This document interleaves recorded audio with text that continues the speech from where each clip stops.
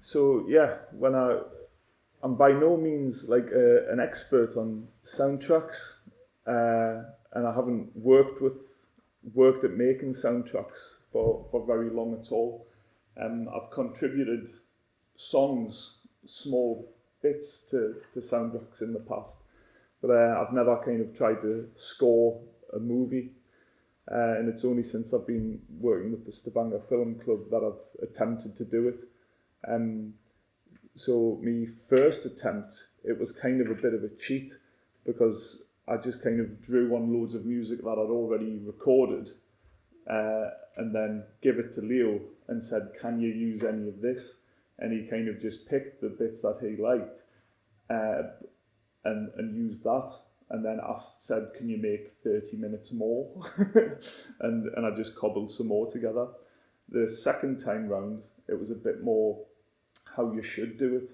So I got a kind of rough cut of the movie, watched it, and then wrote music to individual parts and came with kind of reference songs to Leo and said, for this scene, do you know this song by whoever? Do you know this song by Portishead? Do you know this song by this group? Like I could make something that gives that kind of emotion off. Like try and make something that makes you feel the same way as that, and even kind of copy rhythms, copy drum sections, and even if you can't copy kind of things like chord progressions and melodies, I was able to copy kind of the arrangements. So you know this song just has drums and piano, so I can make a song with just drums and piano, and I'll be kind of 50% of the way there. And that's been my approach. But then when it was suggested that I did this talk, it was the first time I'd actually thought about what soundtracks have kind of influenced me. And none have really influenced me as a musician. Like, because I've never watched a movie and thought, I'm going to learn to play music so I can make music like this guy or make music like that guy. I've never went through that process. But over the last, 30 years of watching films, there's definitely lots of films that have stuck with me for the soundtracks. And it's often films that heavily use a genre that I wouldn't normally listen to. So an example of that could be kind of Blade Runner, where it's like heavily kind of atmospheric synth music. So I love Vangelis and I love people like Brian Eno, but I would never sit in the house or the car and listen to that music just for enjoyment. It has to be as part of a soundtrack. Taxi Driver uses really, really moody, brooding jazz, and we'll listen to quite a long section of that. And I would never sit and listen to that style of jazz music, but in Taxi Driver, it's absolutely perfect. And you can kind of apply that to yourself. There's kind of, I've got no idea what your favourite movies are or what kind of music you like, but there'll be examples that you know yourself where you can think of a film where you think the music's great, but you would never listen to that type of music by itself. Some of the other examples I've picked out are just kind of one of them is just a little technique that I once saw in a film, and it stuck with me as like the best thing about that film or the cleverest thing about it. And that's the first one that I'd like to play, Grosse Point Blank. We're going to jump about a lot, and there's no real kind of flow to what we're covering. And I don't expect you to learn anything other than maybe when you're working on your own project, maybe set out with a particular type or style of music in mind, and maybe that can form part of the story that you're trying to tell or help you tell it, which is what I think a good soundtrack should do. So this first example is from a movie called Grosse Point Blank. Has anybody seen it? Long time ago, yeah. Yeah, it's a really, really old one. I'll play the clip and then I'll have to slide it across just a second. I'll do that, yeah. Did anyone hear what happened there when he went into the shop? Yeah. Like the music continued Yeah. at the same point in the song, but it switched to kind of this music, and you would almost miss it if you weren't looking for it.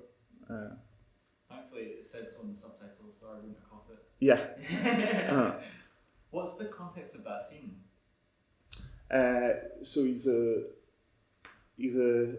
hitman who he left his little kind of hokey hometown years ago, and he comes back to go to a high school reunion, and he wants to visit his old family home, and he goes there and it's been knocked down, I think, and they've built like a mini mart in its place, and he's constantly paranoid as well that there's other hitmen trying to kill him. But yeah, so as I said at the start, like not a lot to say about it, but it's just like a cool little thing that you could really easily do. So you could take, say, like a heavy metal song, like I don't know, Enter the Sandman by Metallica, or Ace of Spades by Motorhead, and as you went from one scene to the next, you could cut to an acoustic version. And there's a few TV shows have done that. Sons of Anarchy did it. Sopranos did it. They went from like a jazz version to like a synth version when a guy gets in his car, and then it cuts to inside a club, and the music cuts at the same point. And I was always really interested in this. And as far as I can see, Grosse Point Blank was the first movie. They invented it.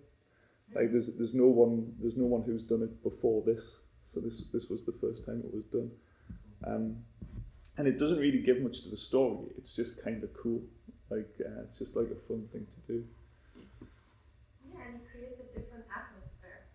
Like you feel like he's now inside. Like before the music was quite loud as well. Yeah. Like, but lower. So you feel like it takes his blood pressure down as well when it suddenly switches. Yeah, well, it's almost like it's kind of like his emotions and maybe subconscious mind that's just taking over. But then once he's also in the presence of somebody else, it's like, okay, breathe, become ready to have human interaction. Yeah. So. Or like the epic stakes of his life compared to this crappy little supermarket as well. Yeah. Lowers down. Yeah, there's like him rushing around trying to kind of piece his old life together, but he's constantly confronted just by this like really banal, worked here for a few months, man. So the next two examples are kind of they're bits that they don't really relate to each other in any way, but they're just different examples of like opening a film, like and in the same way that my favourite parts of songs are often the introductions, like, and then once someone starts singing or it goes into the verse, I'm kind of like, oh man, I just want to listen to that opening guitar riff again, or like the part of the song where the drums first start, and then I get bored later on. I often love like the opening parts of movies, and I think if you get that bit right, you kind of like you've got people for at least 20 minutes. If it has a really good first 5 minutes, you can do a lot with the next half hour and kind of get away with it. So the two kind of they're kind of the opposites of each other. So Blade Runner has very long titles and then a slow kind of cityscape opening shot. Pulp Fiction has like a straight dialogue. It's a scene, two characters talking to each other, and then you get this like snap bang, almost like a jump cut into the opening credits, and it's very, very high paced. So I'm just going to play one after another and not say anything in between. Yeah, I'll not let that play all the way through, like that song. But it's like when if you go and study film, you spend very little time on soundtracks, and you spend a lot of time on how music should be used, but not kind of how to source your music or how to make it. So yeah, generally you'll notice lots of directors always stick to the same formula for the start of their films. Tarantino always does this. Martin Scorsese does pretty much the same thing. Starts with a bit of, usually starts with more kind of what's the word where you're explaining the story? Exposition. Scorsese usually starts with exposition, telling you about the time and the place and the city and the culture of the people involved, and then goes into the credit sequence. But up until the kind of late 70s, it was always like credits and music, then introduction, and the credits could last. If you go back to the 50s and 60s, you would sometimes have like the same amount of credits that you now always have at the end of a movie. You would sometimes almost have the same at the start of a movie. Like if you watch like old Humphrey Bogart movies and stuff, you'd have like 3 or 4 minutes of credits at the start going round and round. And when Blade Runner came along, it was almost like a throwback to that. People hadn't kind of seen that for a while, where because the choice of music and when the percussion comes in is very deliberate, and it's being scored by Vangelis to match the credits, not the other way around. So the credits were made, and then the music was put in, so that like that big do-do-do-doom, you know, it wasn't a coincidence that it came up Los Angeles 2025 or whatever the year was, 2019. Like do-do-do-doom. You know, he'd put that there because that was there, and then the harp, the chimes, diddle-diddling. That's the first time you see this city, and I think it was it Ridley Scott made that. Yeah, he that's kind of one of his beliefs, that you need to set the tone before you see like a single frame or hear a single line of dialogue. So you need to use the music and the credits themselves to set the feeling for the rest of the film. And if you think of films like Terminator, like all those 80s science fiction films, Total Recall, that's Paul Verhoeven, but the title sequences and the opening music is almost kind of as iconic as any of the scenes in the film, and it becomes kind of part of that genre. Especially science fiction and action movies from the 80s. They had a very, you knew what you were going to get just by watching the opening credits and listening to the music. That's cool. I never would have thought that when I think about making my own opening credits, that when I watch a film, I just skip to the bit where I see a person's face. Yeah. Play. Yeah, I mean, I was actually going to say this as well. Like, that's a great point, because I didn't do much preparation for this talk, but when I was putting those together, it grabbed us that both of these movies are at a time where, for the first year of both of those films, Blade Runner and Pulp Fiction, for the first year that you were able to see those, you had to go to a cinema. So you couldn't speed up or scroll back or pause to go to the toilet. You know, you were sitting there locked to it, so you couldn't jump over the credits. So you had to kind of let that minute or 2 minutes play out in the darkness on a huge screen, and forcing people to do that. I think it's a shame that we don't have to do that anymore. Yeah. How do you think that the opening credits for television shows maybe vary versus when you're thinking about it for a movie? I think they're way more. So I was born in 1981, so I started watching television maybe 5 or 6 years after that, like that I can remember. Mm-hmm. In the 80s, I think it was more cinematic. I think they basically looked at what people were doing in movies and just copied that directly over to television. And if you want to see the progression, a great place to look is British or American soap operas, because it's basically been the same show for however long. All that's really changed is the titles. Another thing you can look at is I think the oldest idents, television idents in the world are the BBC idents, and they also have like the same radio ones, like going even further back. But you can see how they've progressed. So in the 80s, like you had lots of people doing really bad, crappy animation with idents. Then in the 90s, I think that think of that as kind of post-cinema television, where kind of dramas and things made for television came into their own as TV shows, and they weren't trying to be kind of like the movies. And then then the opening credits were basically a montage. It was like a best of kind of, you know, like when Rocky's training, like the Rocky training montage, like with the Eye of the Tiger. If Rocky had been a TV show, that Eye of the Tiger montage would be the opening credits, like him training and like getting better, and that's kind of the difference. More and more, I mean, I think the line between television and cinema now is becoming incredibly blurred, where it's kind of like, what are the rules for making a TV show that has 10 episodes and each episode's 1 hour? Like, what rules do you apply to that you wouldn't apply to a movie that's 2 hours long? There's literally nothing.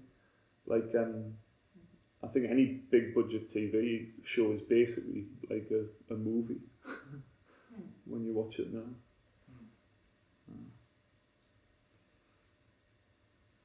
So yeah, the next clip I wanted to show you was from Taxi Driver, and this is an amazing soundtrack.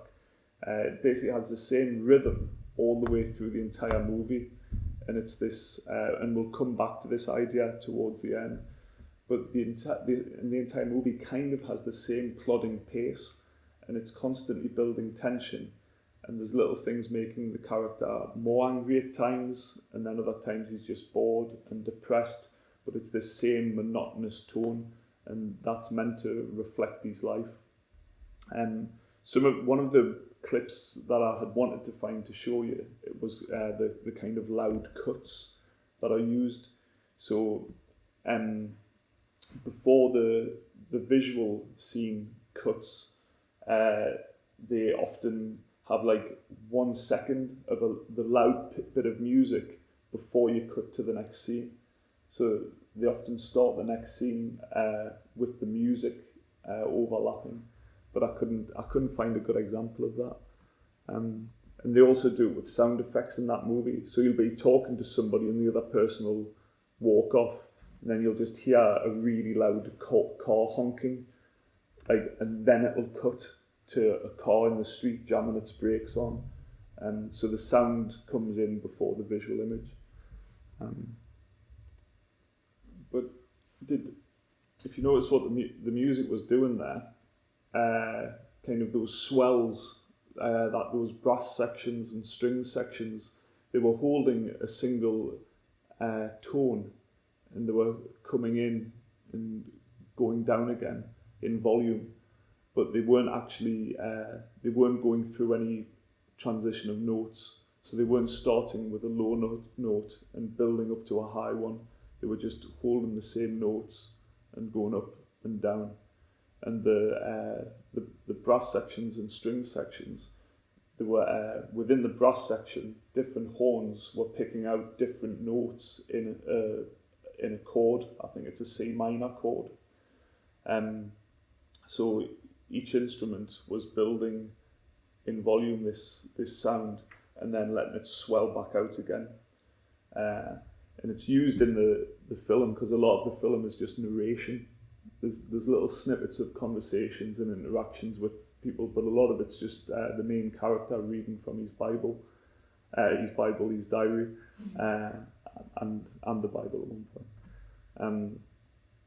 And these swells just kind of act as nice transitions because day blends into night and night blends into day, and just every waking hour he's driving his taxi and he sleeps and he eats, and he doesn't care when he sleeps and he doesn't care when he eats, and it doesn't matter what time it is. If he's not eating or sleeping, he's driving his taxi, and that's his entire life. and everything just becomes a blur to him. And the constant beat is meant to kind of draw you in as part of that. So when he has like conflicts with people and he snaps out of it, it's kind of a jarring thing with the sound as well. Or at times on the street when the music suddenly stops, you almost feel unnerved because of the silence, like that you feel.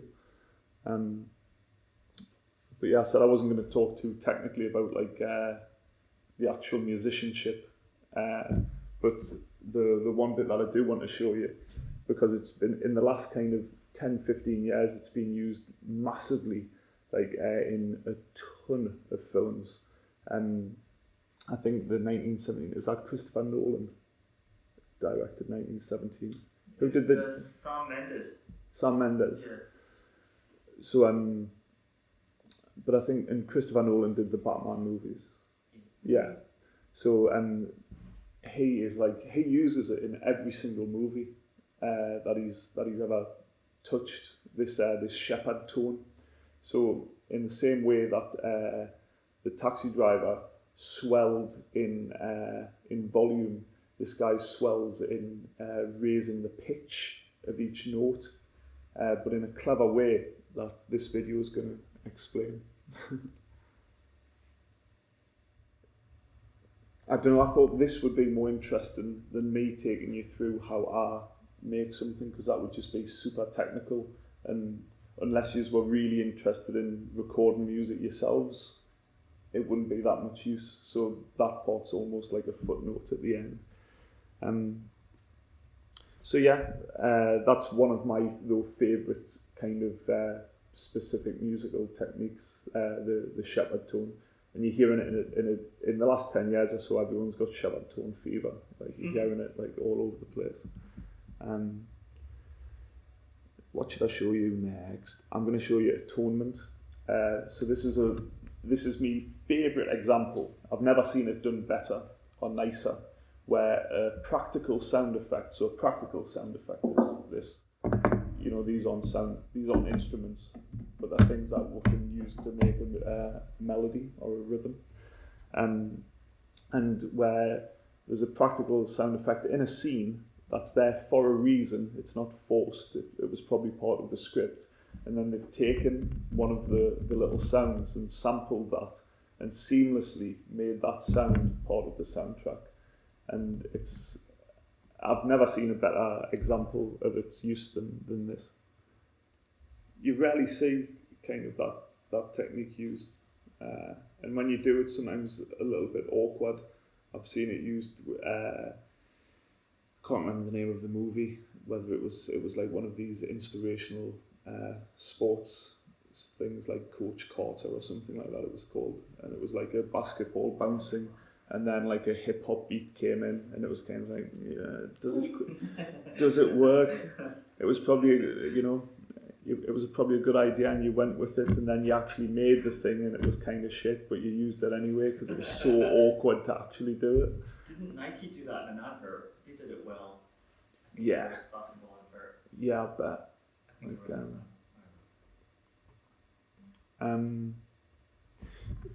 so yeah, I think every example I've shown you so far is kind of like, apart from like Pulp Fiction, Quentin Tarantino always like picks his favourite records from his own music collection and puts them in. There's very, very rarely any original music.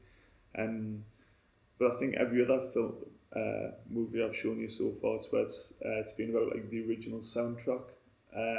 And all of those guys would have kind of sat and watched the movie and then went away and figured out what sort of music they wanted.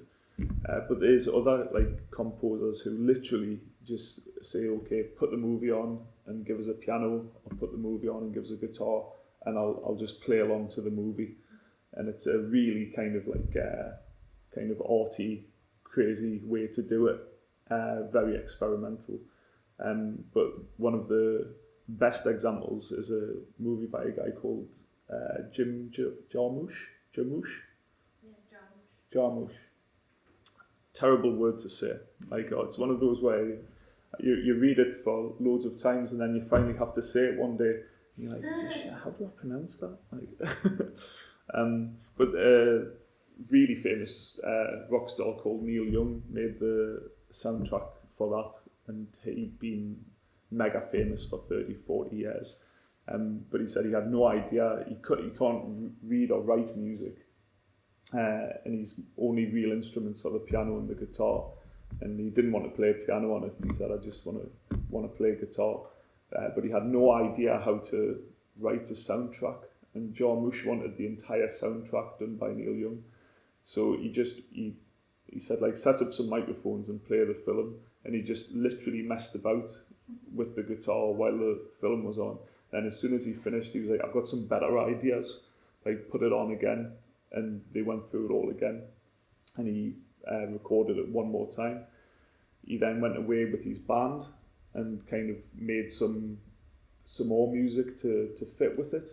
And then he got rid of the original guitar that he wrote, brought the music from his band back and played it along with the film, and then played guitar on top of that. And I think this is a clip not of the film, but of him actually like playing guitar. So the scene that he's playing along to, Johnny Depp has been, I can't remember the name of Johnny Depp's character, but he's been shot and he's riding a horse. And as the horse is trotting along, the camera's switching from like a POV, a point of view shot from like what Johnny Depp can see, and he's slowly going in and out of consciousness. And then it does a reverse shot of Johnny Depp going towards the camera, and he's constantly bobbing like this and like falling asleep and going back down. And there's another clip of this from the making of, where it shows you Neil Young literally doing what he's doing like that, and he's kind of doing it in time with the bobbing of Johnny Depp going in and out of consciousness. And like it's really, really cool. Like but yeah, I mean, compared to like some of the other examples, some of those guys had used, especially Vangelis, had used almost 8 months writing bits of music, recording them with synths, sometimes getting real musicians in, then deciding it was no good, going back again, and finally send it to the director, and then the director saying, no, I don't even like this, like you need to change, and then going back again. So I mean, Blade Runner was a movie that famously overran massively in kind of the amount of time they took to not only shoot it, but to edit it and to do all the practical effects. Whereas these guys, literally, it was like a day and a half, and they finished this. Like, they did a long day watching the movie twice, recording a scratch track, went away and got some acoustic guitar from someone else and some drums and piano. Then the next day went back again with that and recorded over again. We'd done the entire film. And yeah. But we're not all Neil Young, you know. We can't all do that. Okay, thank you so much. That's cool. Thanks for coming, man. I'll see you next time. Yeah. It's like a western or something film. Dead Man. Yeah. Yeah. So it's basically a guy. He gets a job in a small town, and he goes out there on the train. And as soon as he gets there, like the person that offered him the job has like disappeared or been shot or something, and it's set like in the Wild West. I'm not going to play the clip from Trainspotting, but like and because the other thing I had wanted to cover, but I didn't think there was any real need to watch like examples of it. So movies that are actually heavily based around music, where they're basically they're a vehicle, like a biopic, or so like a good example would be like the Johnny Cash movie or the Ray Charles movie, or just any the Elton John movie. They're incredibly formulaic, but they all try and do something different with the music, usually to make it more interesting. So say a movie like 24 Hour Party People, who Steve Coogan. I guess you've seen, but anybody else? No. But you can have so there's movies say about like the rock and roll movement, like the Mersey beat movement in the 60s that the Beatles came out of, or like the house music movement in the 80s that lots of people came out of, and those are almost like music biopics of a genre. And then there's people do like interesting things with those, so they sometimes do cover versions or like alternative versions or get the original people back. But I don't know, it's like unless you're actually going to try and make one of those, it's not much to study really. But yeah, the only other one I wanted to talk about really was Danny Boyle, because he always does. He's a bit like Tarantino in that he rarely has any original music in many of his films, but they're always kind of quite cleverly chosen songs. So if when he did Slumdog Millionaire, he picked lots of artists who were either from India, or their music was heavily influenced by kind of Eastern melodies, like what's her name, MIA.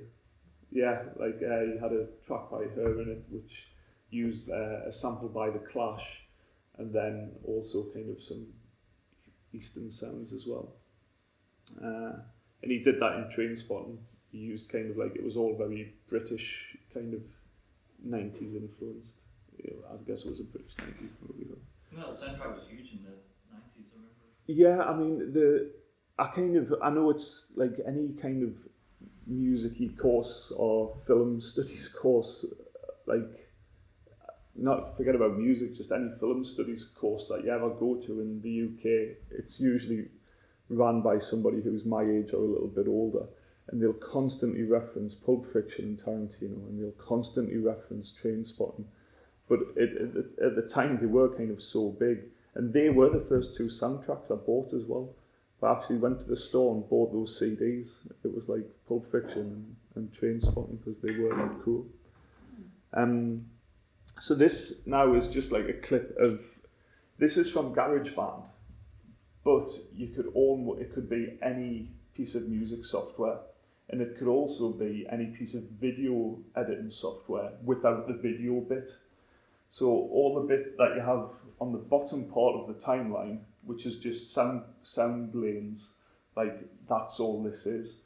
And going back all the way to the 50s, this is basically what, like, when you saw the guys on the other side of the glass on the big mixing console, and they were saying like, you know, we need another take.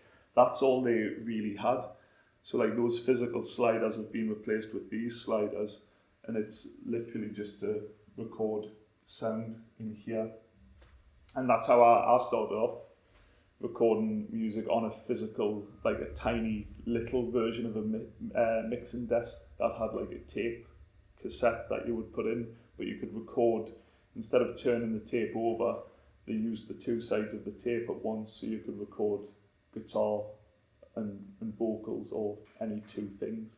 But you couldn't see it then, you had to play it each time. You couldn't like jump in and know where you were just by looking at this. So this example, so this has kind of analog instruments, which are these, because you can see the actual sound waves. And then it also has MIDI instruments, which are the ones where you just have lines. And these lines represent presses on keys on a digital keyboard, and for that amount of time. So you can see these are little taps, ding, ding, ding, ding, and these are chords, like, ooh, like down here. So this guy's got a heavy left hand and a delicate little right hand. But yeah, most of what I do is recorded in GarageBand, and I either record guitar directly into a mixing desk, or I have multiple synths, and I either set the synths up to go all at once or one at a time.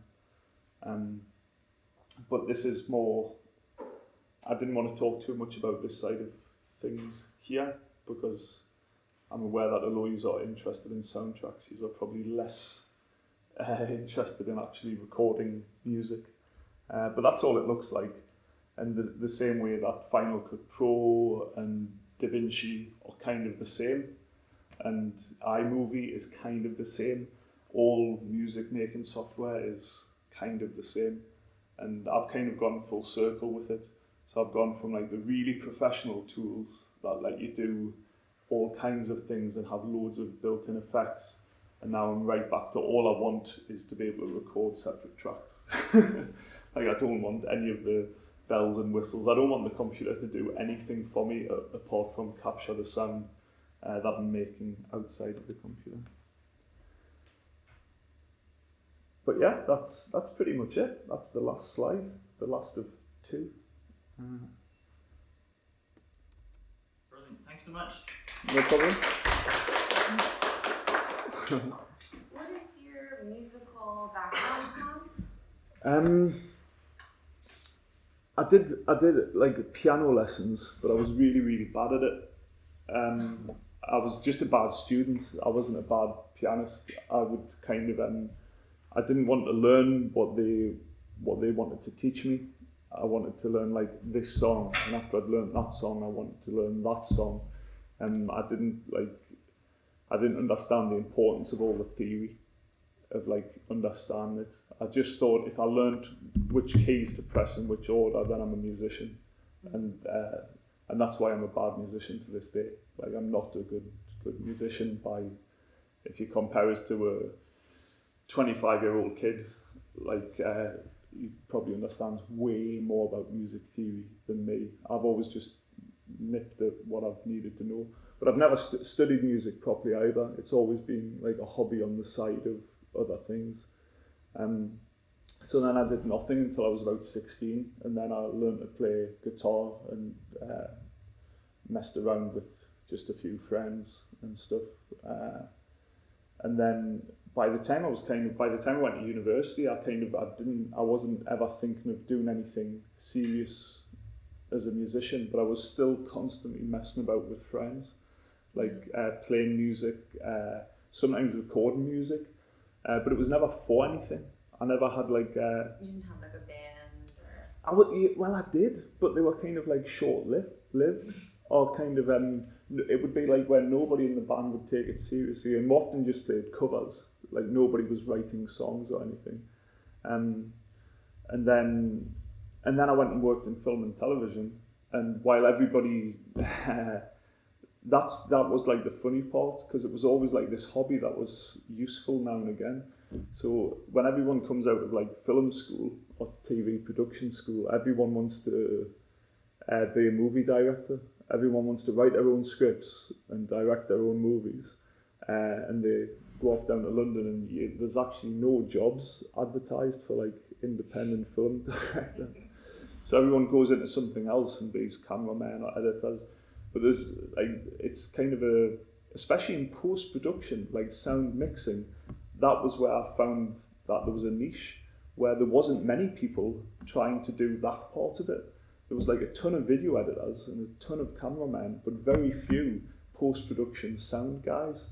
Like, because you're not on set either. You never meet anybody. You're literally just getting material in a normal office, like a non-glamorous office, and just editing stuff. So I did that for like a few movies, and like mixed like the sound for entire films, start to finish, and a couple of them went to the Cannes Film Festival, and that was really cool. I got to go there once, like only because we'd only finished editing the tape so late in the day. I had to literally take a digibeta and get on the plane. Oh, like that was the only way we could actually get it to the cinema in time. And like some of you might have seen a digibeta tape before, but it was approximately the size. It was just a massive VHS tape, and the HD versions, which were only around for a couple of years, they were about the size of this laptop and about that thick, and it was just a massive VHS tape that you put into a player. And I think it was like one of the few bits of technology that was really, really great. It worked.